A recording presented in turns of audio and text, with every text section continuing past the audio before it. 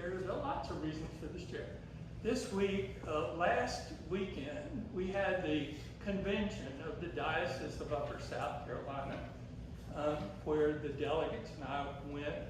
And then on Monday, the next day after church last week, I went to Holy Comforter in Charlotte, which has a fabulous book club series. And the book we studied this go-round was a book written by Malcolm Graham. There's another Malcolm associated in the family over here. But Malcolm Graham, who is the brother of Cynthia Graham. Cynthia was one of the 9 victims at Mother Emanuel Church 10 years ago. And this book that he wrote for her 10 years later, it just came out, is sort of a love story to his sister about what he loved about her and what he admired about her. Cynthia was a librarian in the Charleston system for 31 years until her life was cut short. And Malcolm wrote in this book about not only her, but lovingly about the other 8 people who were slaughtered by Dylan Roof on that sad night so many years ago, 10 years ago now. Because he grew up with them all. He grew up in Mother Emanuel Church, which he said was never called Mother Emanuel Church until the slaughter. It was always just called Emanuel Church. He grew up there, and his mother went there, and his grandparents went there, and it was sort of like the Kraft family here, you know. I know the Sam reading, it's sort of generation to generation in the church, thank God. And so it was a great thing. And in this book club, they somehow managed to get the authors of the book to come and talk about their book. So that was fabulous. So that delayed my trip to Cape Charles by a day because I wanted to be there and see that. So Tuesday, I hopped in the car and drove the 375 miles to Cape Charles, Virginia, to my sister's house to see her. My sister has memory loss issues, and every conversation with her on the phone ends every afternoon well, I haven't seen you in a long time, when are you coming to see me? And I could have just driven home from seeing her for 3 days, and it would end with that same sentence. So anyhow, I went up to see her for a couple of days. We had some business to do, and we did business on her dining room table, and I left my briefcase up there at night. And the next day, when I hopped in the car and drove the 375 miles back to Charlotte, I walked out the door right past the briefcase and the laptop. So instead of my usual printed out, sermon that a gorilla could deliver, I have Lincoln's Gettysburg Address here written on the back, like an envelope. So that's sort of what you're getting today. One of the things that has struck me, and I sitting in the chair, I can demonstrate it. This week, we have had a lot of brokenness in the world, you know. We've had a lot of tragedy. We've had sad events happening in Charlotte, where I live. We've had sad events happening all over at the Diocese of North Carolina, whose convention I was at this weekend. By the way, I'm like Lily Von Stoop in Blazing Saddles, if you remember her, when she sang, "I'm so tired." I'm really tired. 2 conventions, diocesan conventions in 2 weeks is inhumane. They don't treat animals that way, much less people. But one of the things we talked about was the tragedy of what's happened at the Gaza Strip, where at the Diocese of North Carolina Convention, where 75% of all buildings in the Gaza Strip have been destroyed, and 90% of people's homes have been destroyed. And the people who live in the Gaza Strip were mostly neither Hamas nor the Israeli army. They were just people sort of caught in the middle of all of this, and how tragic that is. So that's part of the tragedy I'm carrying this week. So I thought one thing we could do before we actually get into the meat of the sermon, if there is meat, is to do a little exercise that I've done for years before praying and before trying to delve into Scripture.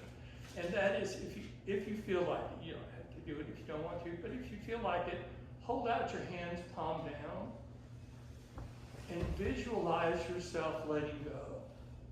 Letting go of all the hatred, of all the sadness, of all the tragedy that's gone on in this world, of all the broken hearts that we encounter every day in this world, of all the people who've gone through so much challenge and difficulty in this world. Let go of worries about our future and worries about our survival and affording life and everything else we have to worry about in this life. Just visualize it, letting go of it from the palms of your hand and letting it pour out of the palms of your hand and turning it over to God. Saying, God, my life is, if your life is manageable, I want to know who you are, because life is just sort of unmanageable right now. And letting go of that and letting God take it. And then when you're ready, we could sit here and think of letting go of all things all day, be here till tonight. But when you're ready, turn your palms the other way. Turn them up. And imagine God filling you with love. And imagine God filling you with acceptance and compassion and with mercy and kindness and goodness. Imagine God filling you with all the things we need in this world and all the hopes that we have for our future, and filling you with all that. And when you've let go of all the negative stuff and let you be filled with the positive stuff, then it's time to look at the Bible. Not before, but then it's time to look at the Bible. And today, I want us to look at our letter from the Colossians, which we read that. Amanda read that, not Sandy. I was thinking maybe Sandy.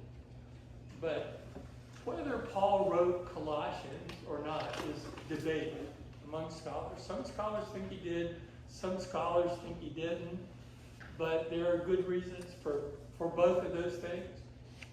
Colossians has a lot of stuff in it borrowed from Ephesians, and a lot of stuff in it borrowed from 1 Thessalonians, which tend to make people think that it was written in a later generation in honor of Paul, but not actually written by Paul himself when he was alive. But others don't think that.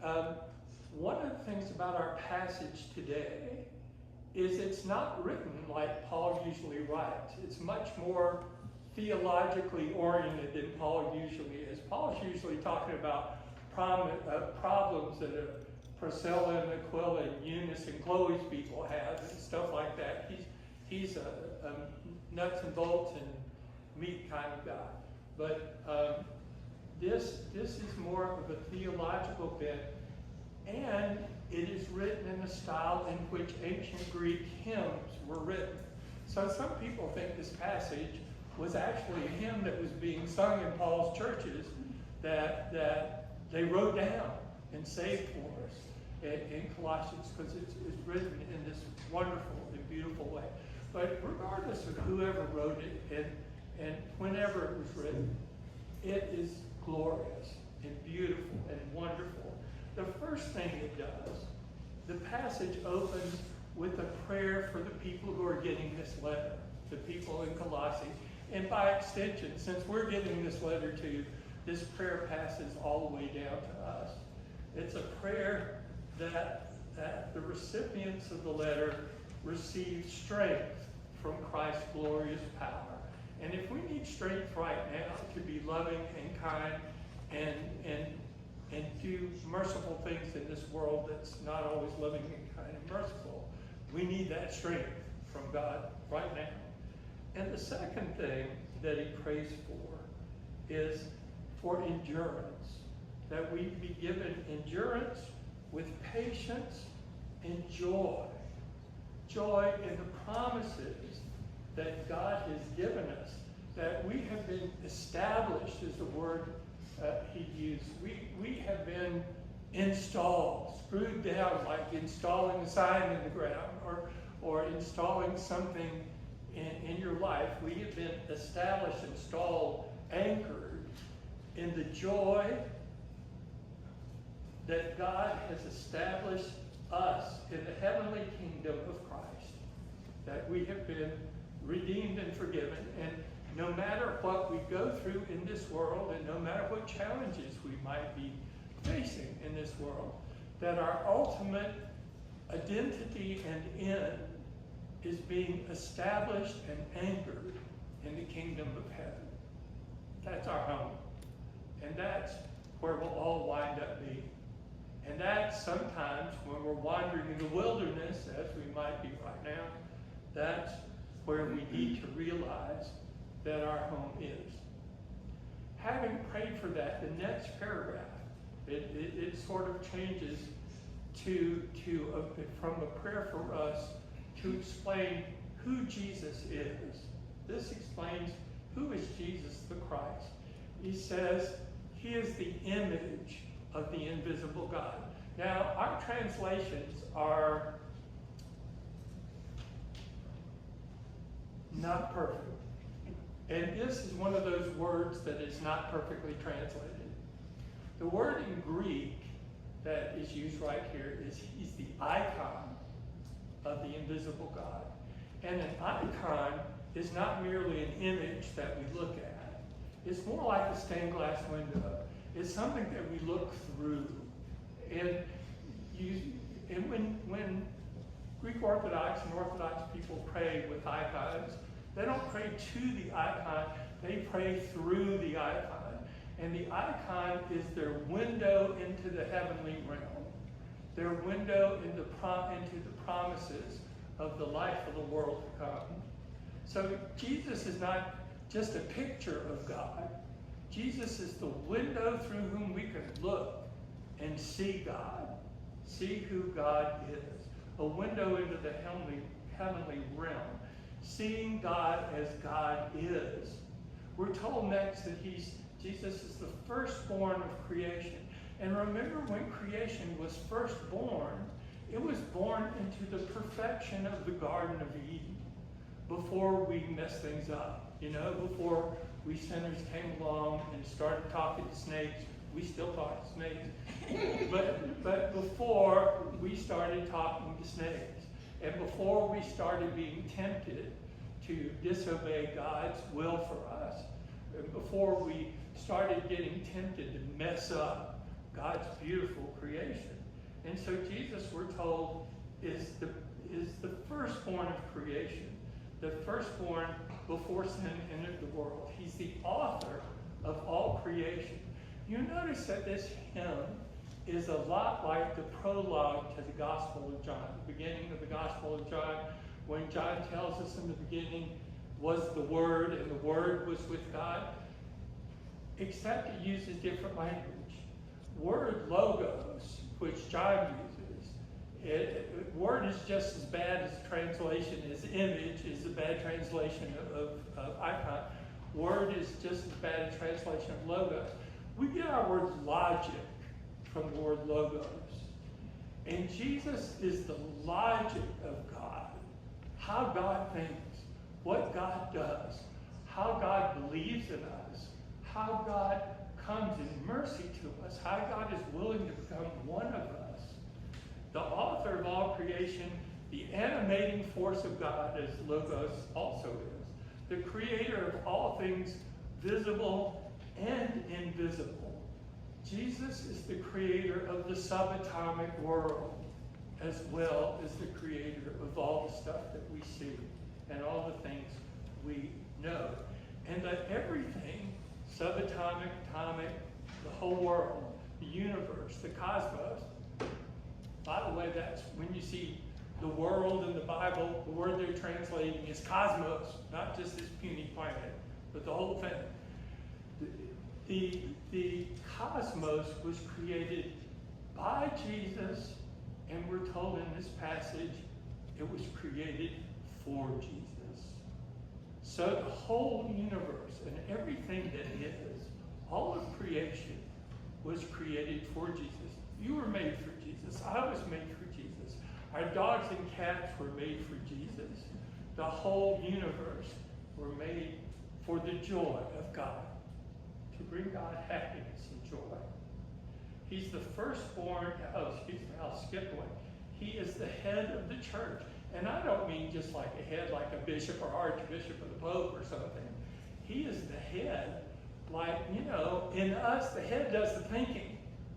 It does. He is the thought of the church. And God willing, the church are the arms and legs of the thinking of Jesus in the world. And that's what we're up to. And that's what we're doing. He's the church, the beginning of it all. The firstborn from the dead. Jesus is our promise that all those whom we have loved and lost are not lost forever to us, that we will be reunited in the resurrection with them, the firstborn of the dead. In him, the hymn goes on to say, in him, in Jesus, the fullness of God was pleased to dwell. The Greek word for fullness is pleroma. And when you think of the pleroma, you should think of my cup runs over. I've got more than I need. I have more than anybody can need. I have everything that will ever be needed by me. When you think of pleroma, think of your favorite fountain, whether that flows with champagne or chocolate. It doesn't matter. Your favorite fountain that just overflows with good things and fills your life with hope and joy and peace. He is, and the pleroma also means the totality of God. And notice it says, in him the fullness of God was pleased to dwell. It made God happy. We're told when Jesus both is baptized and the transfiguration, this is my beloved Son in whom I am well pleased. Well, once again, that word is, the translation is just awful.